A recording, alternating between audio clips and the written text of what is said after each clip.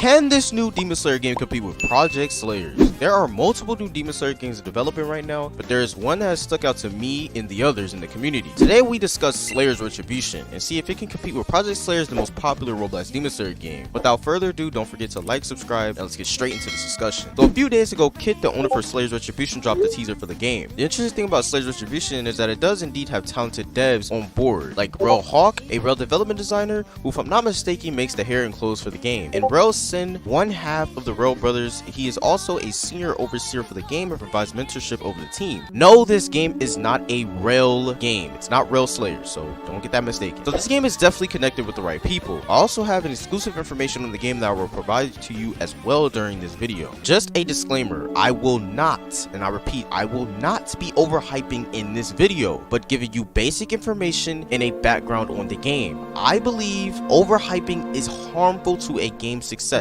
especially early on. But let's get back to the teaser. So in the first part, we see the basic ones for combat and such. Keep in mind that this game is in very early stages of development. Now this game will be going for a more realistic take on the Demon Slayer genre. It's a lot different from Project Slayers. I mean, there's even a bit of blood from when you swing your sword, and even the speed of your sword. I personally like this because most Demon Slayer games don't actually feel realistic, and I feel like more should go for that realistic feel, and usually have you swing around your sword like it's paper or something. We also see that the GUI, which not gonna lie is a bit off-putting, but the devs have said they're going to rework this as well. This game has said to have a very interesting sword stance mechanic that is inspired by the PlayStation exclusive game Ghost of Tsushima, a samurai game that has been said to be one of the main inspirations for this game, along with Zelda, Tears of the Kingdom, and Breath of the Wild. Both of these games have very interesting concepts I hope to see in this game. So in this game, there's going to be different sword stances with their own strengths and weaknesses, as well as opposed to having just one in one combat style, and the combat will be diverse depending on which weapon stance you choose. This is exactly like Ghost of Tsushima, where there's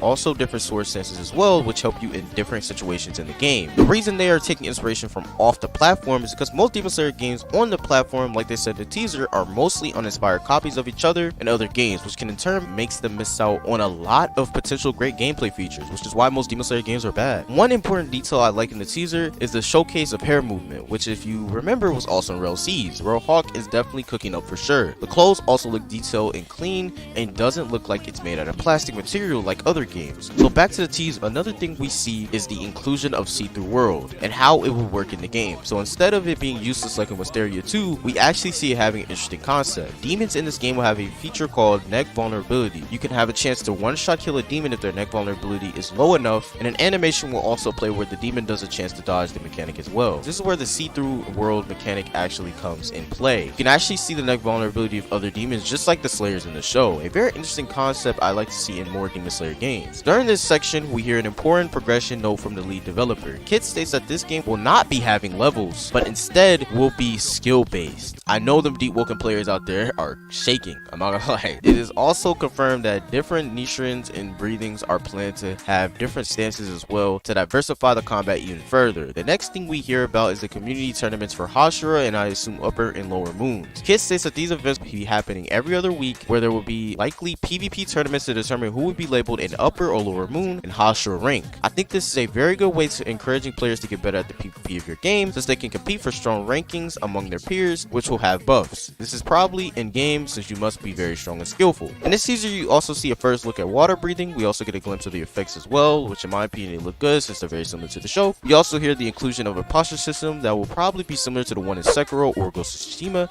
so that infinite parrying and blocking are impossible within the combat. The map that is shown in the teaser is a placeholder. Do see that they might be going for a more immersive setting similar to the show. They seem to be going for a more realistic feel to the game entirely, which I think is definitely the right move. Then we see combat, which I can assume is being reworked, probably because the game is in super early development, so it does indeed look kind of clunky in the teaser. But we see the parry system and the way the moves work. Kit has stated that the stun wasn't programmed yet, so that's probably why it may look a bit stiff. They do get into a lot of parrying sequences, but you can break them with the breathing skills of your own. M1s will also be slower for reaction time during these sequences, but I believe they should be increased to be a little bit faster. The breathing skills in general have different properties. In this game, instead of just being combo extenders or enders, you can actually execute them as well. Kit stated to be able to execute efficiently in this game, you will have to make sure your sword is sharpened, just like the Tanjiro in the show, since the sword is always becoming dual from destroying demons. They also are thinking about potentially adding a hunger system in wildlife, which is definitely going to make the game super immersive and definitely going to amplify the realistic feeling of the game. I think the most important detail of them all is the inclusion fusion of random NPC interactions where there will be programmed immersive NPCs that you will either have to save or have to fight with a group of people and hold off some demons. They also confirmed that the game will have a reputation system where there could be rogues, slayers, and demons similar to Kokoshimo. You will be able to create your clan in this game, and there will be PvP tournaments against the slayer and demons of the game. Progression in this game will be storyline based as confirmed by the lead developer. Storyline will be updated alongside the updates of the game that the game will be having. Now onto some exclusive information I gained from the dev Q&A in the conversation with the lead developer Kit himself. The small updates will aim to be bi-weekly, but major updates will probably take longer. The game will probably be confirmed to have different customization options for your character, and your Slayer Corp uniform will not just be stuck onto you like other games. Certain breathings will require special weapons to use. Certain moves will have cutscenes to them, but we don't know yet if they will be overbearing. The game is also potentially going to be having an in-depth exploration system where certain items will be manually placed around the map to encourage the player to go out and explore. AI will be very player-like, and probably therefore the bosses will be harder in turn. Progression will be very similar to Breath of the Wild, where it's not linear and they're straightforward, and you can do all types of things to progress your character and grow a little bit stronger. Quests will feel like their own little story as well. The map is going to be big and have realistic terrain, but the lead dev has stated that he wants to make teleporters to make it easier to get around the map, probably similar to Project Slayers. And the second teaser of the game is confirmed to be showcasing 4 breathing styles alongside progression, details, AI, and character customization. Breathing trainings will work a little bit differently, whether it be more like Demonfall, where it's actually relevant to the breathing style. The game wants you to have a solid selection of breathings and BDAs on release. I'm not going to tell you which ones. Testing information is as follows. It will work in 3 waves. In order to try out the game, testers will have to finish finding all the bugs first, and then the waves will eventually start happening. Wave 1 can already play the game in its early stages, but in order to get into a wave, you must subscribe to the server subscription in the Discord, and all proceeds from this will be going back into the game as confirmed by the lead developer.